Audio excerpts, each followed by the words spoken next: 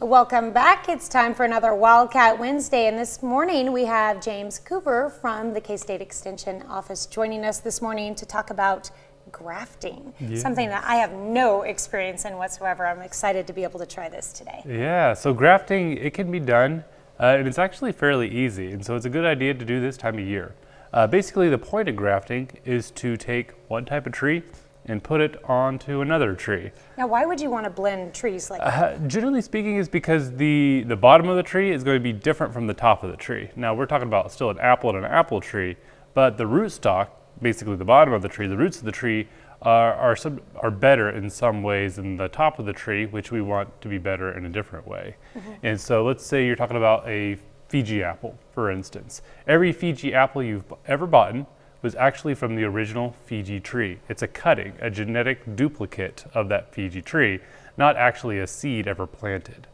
Okay. And so what you're doing in the rootstock, there's probably a dozen, two different commercial varieties, and you're judging the size of the tree based upon the roots, but the actual apple itself comes from the original tree. How long does it, once you graft branches together, how long does it take for them to grow over each other? I'd say they heal fairly quickly in one season. However, it still takes 3 or 4 years before you start to get apples or pears or whatever it is that you're working with. And so this is a very long-term process, as with working with any trees is. Yes. And so, in this, what we're going to do is have a workshop on March the 25th. We're calling it the Guerrilla Grafting Workshop. And guerrilla grafting is because we're taking Calgary pears.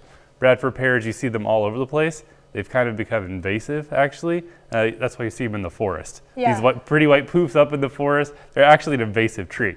We're going to talk about cutting those down and actually putting a edible pear on top of those Calgary pears. Because obviously they can survive. They have a good root system. That's right. So we want to make a good pear out of an invasive pear. That's right, yeah. And so we're going to basically study how to do all that and really a whole bunch of different grafts at this workshop. But that's the focus that we're going to have. Guerrilla grafting is because it's based upon guerrilla planting, which is basically planting all over the place.